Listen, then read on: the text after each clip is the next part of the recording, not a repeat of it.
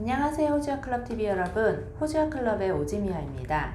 저는 한국에서 호주로 유학을 준비하는 학생분들의 총괄 상담과 수속을 담당하고 있는데요.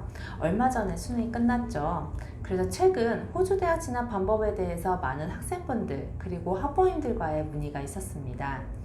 근래 상담했던 가장 기억에 남는 상담이라면 외국에서 어렸을 때 오래 생활해서 한국 고등학교 적응을 못해 수능 준비하는데 아이가 너무 힘들어한다고 다시 호주로 대학 진학하는 방법에 대해서 상담드렸던 학부모님과의 상담이었습니다. 그래서 오늘은 수능 점수 말고 검정고시로 호주 시드니 대학과 UTS 대학 오퍼를 성공적으로 받았던 학생의 케이스에 대해서 이야기하고자 합니다.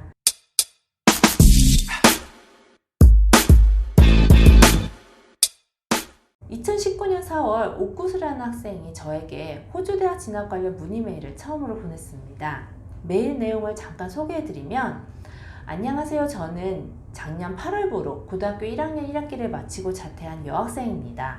한국 고등학교 생활에 적응하지 못해 자퇴를 하고 진로를 고민하다 외국으로 대학을 가는 것이 어떠하냐는 추천에 이리저리 알아보던 중 호주 대학에 관심을 가지게 되었습니다.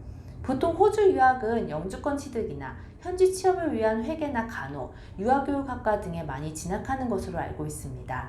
조금 고민이 되는 부분이 저는 진로가 정치 외교나 국제 관련 쪽인데 이런 학과 공부를 하러 어쨌든 취업이 잘 안 되는 학과이니 이건 학생의 생각이었습니다. 호주까지 가는 것이 맞을까입니다.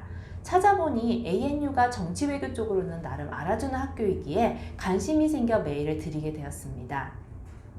제 현재 상황을 조금 자세히 말씀드리자면 올해 8월에 검정고시를 치러야 합니다. 공인영어 성적은 올해 3월 16일 날 토플을 총점 110점을 받았습니다. 여쭤보고 싶은 것은 첫 번째, 검정고시 성적으로도 ANU에 진학할 수 있는지, 구체적으로는 정치외교나 국제 관련 학과에 진학할 수 있는지, 두 번째, 가능하다면 검정고시 점수의 미니멈은 어느 정도인지, 현재 제가 가지고 있는 토플 성적이 충분한지, 세 번째, 검정고시 성적과 공인영어 성적 외에 필요한 요건이 있는지, 네 번째, 파운데이션 과정을 거치게 된다면 파운데이션 과정에서는 구체적으로 어떤 과목이나 내용을 배우는지입니다. 구체적으로 제가 지망하는 학과가 문과 계열이라서 수학이나 과학은 어느 정도까지 공부해 두는 것이 좋은지 궁금합니다. 이렇게 문의 메일을 보냈었는데요. 우선 옥구슬 학생의 이런 질문들이 많은 학부모님들과 그리고 학생들이 궁금해하는 부분이라 생각이 들어서 먼저 질문 부분에 대해서 답변을 드린다면, 첫 번째 질문, 검정고시로 호주 대학 진학이 가능한가? 네, 검정고시 성적으로 호주 대학 진학이 가능합니다. 두 번째, 가능하다면 검정고시 점수의 미니멈은 어느 정도인지, 검정고시 60점 이상이면 파운데이션 과정 진학이 가능합니다. 물론 파운데이션 과정의 기간이 검정고시 성적에 따라서 조금씩 달라질 수 있습니다. 그래서 표를 보시면 시드니 대학교 파운데이션 진학을 위한 미니멈 점수를 확인하실 수 있는데요. 과정 기간에 따라서 요구되는 조건이 조금씩 다르다는 부분도 확인하실 수 있습니다. 세 번째, 검정고시 성적과 공인영어 성적 외에 필요한 요건이 있는지, 파운데이션 진학하기 위해서는 내신 성적이나 검정고시 와 IELTS, 토플 등의 공인영어 성적을 요구를 합니다. 경우에 따라서 SOP라고 하는 학업계획서를 요구하는 경우도 있는데요. 우선 내신 성적과 공인영어 성적을 기본 필요 서류로 준비를 하시면 됩니다. 네 번째, 파운데이션 과정을 거치게 된다면 파운데이션 과정에서는 구체적으로 어떤 과목이나 내용을 배우나요? 파운데이션 과정을 다르게 얘기하면 대학 예비 과정입니다. 그래서 대학교 진학 전에 필요한 기본 과목들을 배우게 되잖아요. 그래서 한국에서는 대학교 1학년 때 대학 수학, 대학 영어, 대학 화학 등의 과목들을 배우게 되는데 이런 과목들을 파운데이션 과정에서 배운다라고 보시면 됩니다.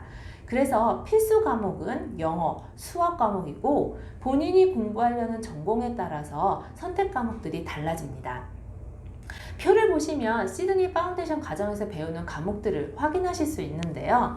추후 내가 진학하는 전공에 따라서 필수 과목 외에 선택 과목이 회계, 경제, 화학, 물리 등이 될 수 있다는 겁니다.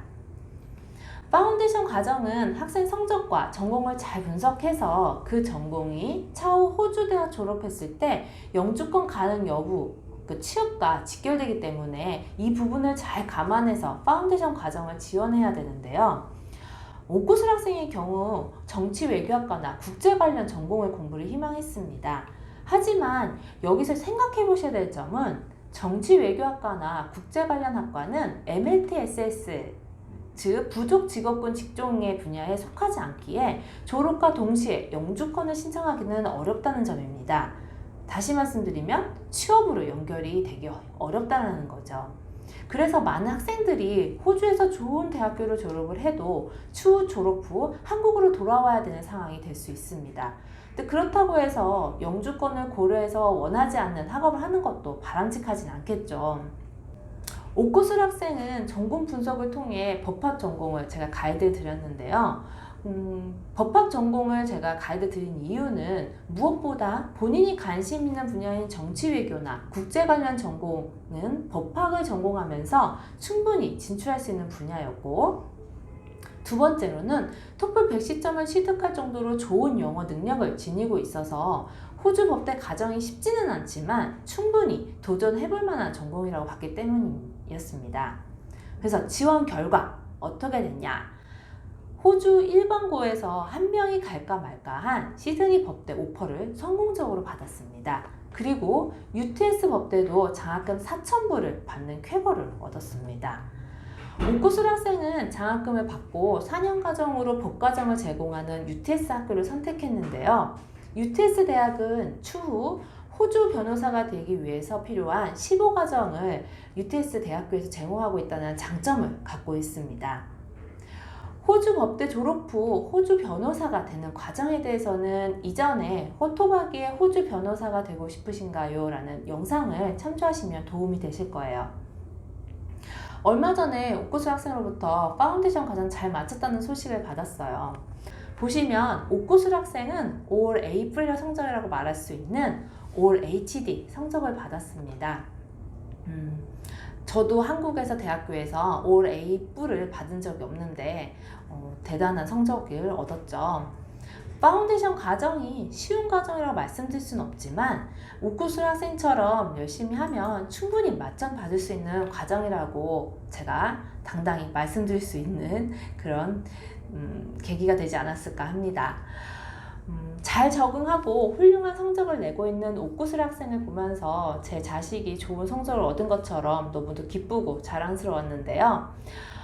호주 대학 진학 방법은 이처럼 다양하게 있기 때문에 현재 내가 수능 점수가 낮거나 내신이 낮아도 내가 전공하고자 하는 그런 전공으로 충분히 진학할 수 있는 길이 있으니까 전문가와 상담을 통해서 꼭 진학 가이드를 계획을 하셨으면 합니다.